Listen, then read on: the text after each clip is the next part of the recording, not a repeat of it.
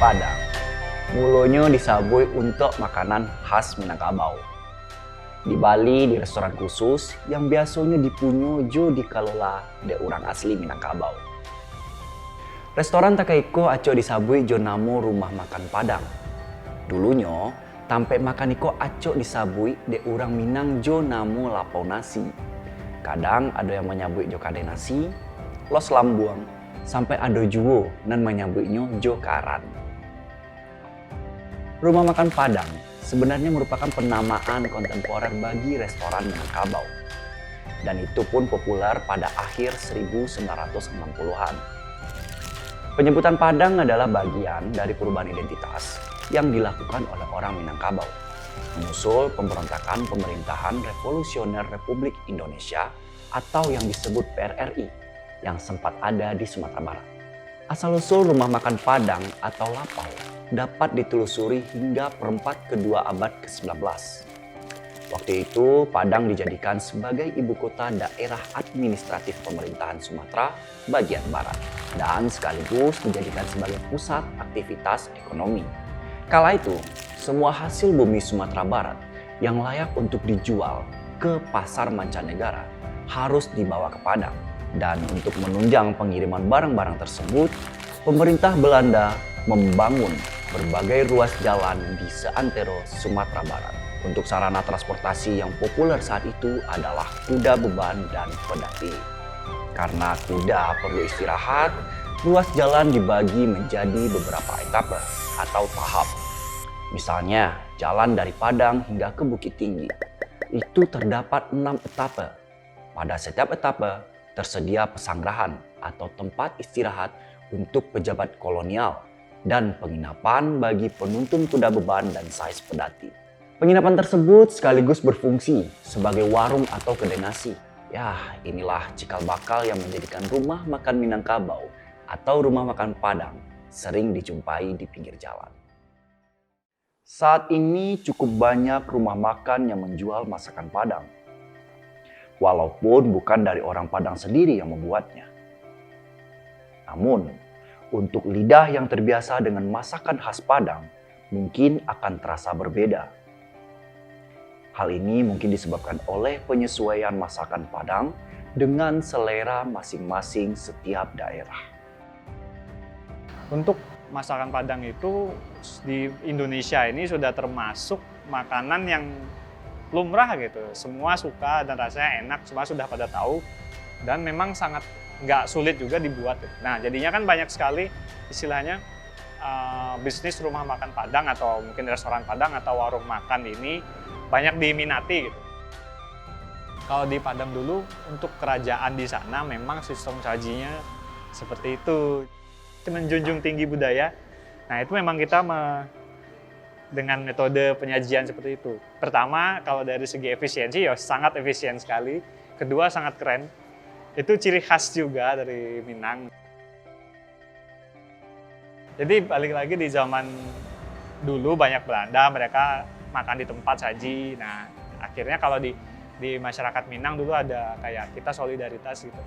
Jadi yang biasanya membungkus itu kan orang-orang sekitar, orang lokal atau pribumi gitu kan. Nah, jadi khusus yang bungkus itu banyakin karena kalau kita bungkus masakan Padang tuh enak banget dimakan bareng. Untuk rumah makan Padang tuh biasanya punya ciri khas buat bungkusannya gitu. Kalau di sini kan agak memanjang gitu.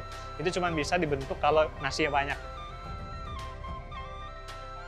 Dulu kita punya konsep seperti ini gitu. Kalau kita berbisnis, ya kita nikmati bareng gitu. Nggak cuma bosnya aja yang menikmati dan pemiliknya itu juga udah ngerti gitu.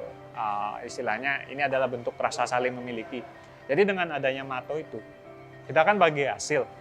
Dan dari bagi hasil itu, susah senangnya perusahaan kita nikmati bersama. Jadi nggak cuma untung. Kalau rugi, ya kita rugi bersama. Kalau untung kita nikmati bersama gitu. Jadi pertama kita jadi punya rasa memiliki gitu. Saya memiliki nih perusahaan ini, jadi saya harus mengembangkan ini supaya maksimal. Itu nomor satu. Nomor dua, loyalitas pun jadi sangat tinggi. Jadi di rumah makan Padang tuh banyak sekali yang karyawannya itu mungkin sudah 20 tahun. Beberapa rumah makan Padang mungkin sudah nggak pakai itu lagi, sudah beralih ke tata cara pemerintah mengikuti aturan ketenaga kerjaan. Nah, kalau di beberapa yang masih menjunjung tinggi adat, nah itu masih berlaku secara mutlak gitu. Nah, jadi memang kita default-nya itu kita disajikan. Nah, cuman kan perkembangan zaman sekarang kan mungkin dari mahasiswa dan itu untuk prasmanan ya, itu kan berkembangnya kan di zaman-zaman generasi ya 2000-an, 90-an, nah seperti itu. Jadi banyak sekali tempat-tempat yang prasmanan kok rame. Sebenarnya dari segi prasmanan itu kita nggak terpengaruh sih dari budaya di rumah makan Padang sendiri. Kita tetap menjunjung tinggi sajian dan bungkus. Cuman memang lebih diutamakan yang sajian. Lauk pauk dalam masakan nasi Padang identik dengan bumbu rempah dalam dapur masyarakat Indonesia. Terdapat 3 bumbu dasar dari hasil racikan rempah Nusantara yang menjadi ciri khas dan selalu ada dalam setiap bumbu resep lauk nasi Padang. 3 bumbu dasar tersebut diantaranya bumbu dasar putih, bumbu dasar merah, dan bumbu dasar kuning. Pemberian nama bumbu dasar sendiri lebih berdasarkan pada warna dan bahan pengolahan untuk aneka ragam menu masakan dari bumbu tersebut. Seperti bumbu dasar putih, biasanya diberikan untuk menu tumisan dan memberikan cita rasa gurih. Bumbu dasar merah memiliki tampilan sajian merah yang menarik dan biasanya banyak diaplikasikan pada olahan aneka masakan seperti balado ataupun sambal goreng. Bumbu kuning biasa digunakan sebagai bumbu ungkep ayam sebelum pada akhirnya ayam digoreng atau dibakar. Nah, berikut ini beberapa lauk pauk khas rumah makan Padang yang mungkin pernah kamu coba. Rendang. Siapa yang tidak tahu dengan masakan satu ini? Rendang adalah masakan Minang yang sudah terkenal hingga sampai ke luar negeri. Bahkan masakan ini telah diakui sebagai masakan paling lezat sedunia. Rendang sendiri terbuat dari olahan daging sapi. Ada juga yang menyajikan dari olahan daging kerbau, paru, hingga bahkan olahan rendang dari jengkol. Lalu ada ayam pop. Ayam pop tidak memiliki tekstur garing dari kulitnya. Ayam pop memiliki warna goreng yang masih pucat, namun dagingnya masih lembut. Ayam pop biasanya dihidangkan bersama dengan sambal merah khas Padang. Ya, inilah yang menjadikan keenakan dari ayam pop menjadi semakin terasa. Lalu ada gulai otak. Gulai otak terbuat dari otak sapi yang dilepaskan kulit arinya. Lalu direbus bersama dengan santan. Cara memasak gulai otak yaitu dengan metode slow cook. Hal ini dilakukan agar mendapatkan rasa yang enak dan gurih. Di sini ada gulai kepala kakap. Jenis gulai yang satu ini juga sama enaknya dengan gulai otak dan sangat terkenal. Gulai ini dimasak dengan bahan hanya dari kepala kakap. Ya, ini adalah tunjang atau kikil sapi. Makanan yang satu ini memiliki tekstur yang kenyal dan dilengkapi dengan kuah santan kental ditambah sedikit cabai di dalamnya. Lalu cincang. Makanan ini menggunakan daging sapi dan kambing yang telah dipotong-potong kecil dan dicampur menjadi satu kesatuan yang memiliki banyak lemak dan dimasak dengan kuah santan serta cabai yang cukup banyak. Lalu yang terakhir ini adalah sayur nangka. Selain memakai sayur daun singkong dan sambal hijau, nasi Padang kurang lengkap tanpa adanya sayur yang satu ini. Bahan dasar dari sayur ini yaitu olahan santan dan nangka muda. Namun, rasa dari sayur ini sendiri tidak lepas dari cita rasa khas ranah Minang yang identik dengan rasa pedas dan gurih. Dari berbagai macam lauk masakan Padang, bumbunya didominasi oleh santan. Santan sendiri berasal dari kelapa. Apakah ini ada hubungannya dengan wilayah Sumatera Barat berada di daerah pesisir pantai? Karena banyaknya terdapat komponen santan, masakan Padang mendapatkan stigma makanan yang jahat untuk tubuh. Padahal, di sisi lain, Makanan Minang kaya akan bumbu seperti jahe, kunyit, lengkuas, dan daun serai yang berperan sebagai antioksidan dan dipercaya dapat membantu mengurangi resiko berbagai penyakit seperti penyakit jantung, stroke, hipertensi, diabetes, dan kanker. Sebenarnya santan itu kan sumber minyak ya, sumber lemak, di mana kandungan utama itu lebih banyak lemak jenuhnya gitu. Tubuh kita tetap butuh lemak, jadi untuk mengkonsumsi santan sendiri sebenarnya nggak apa-apa, asal dalam porsi yang cukup, jangan berlebihan kayak gitu. Oke, kita estimasikan kebutuhan kalori seseorang itu sekitar 2000 kalori. Nah, kebutuhan lemak jenuh itu kurang lebih 7% atau sekitar 15 gram.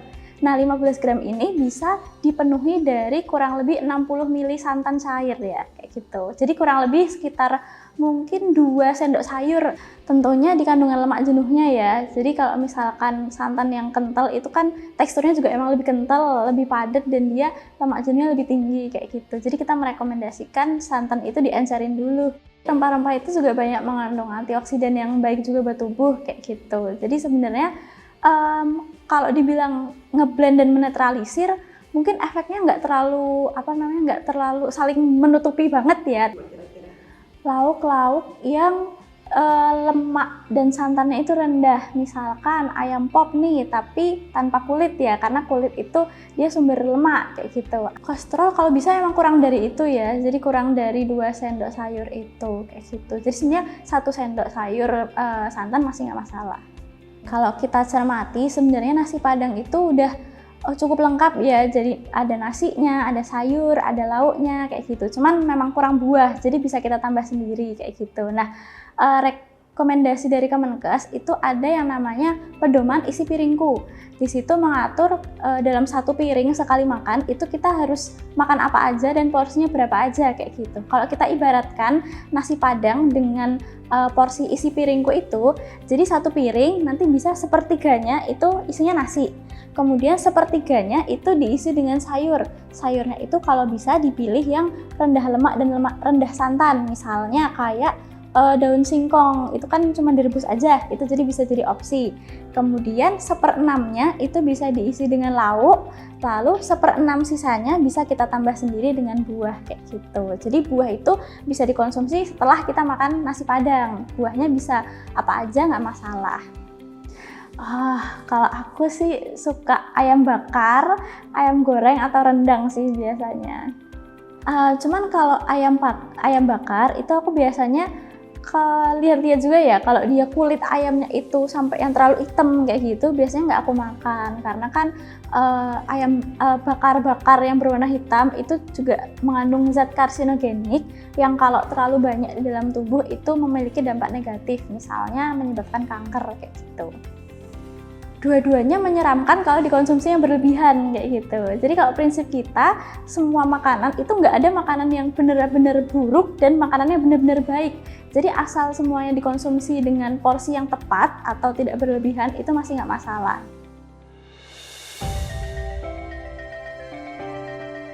Untuk di Padang sendiri, kita punya filosofi di mana bumi dipijak, di sana langit dijunjung. Jadi mungkin hal inilah yang menjadikan nasi Padang tersebar di sepenjuru daerah Nusantara.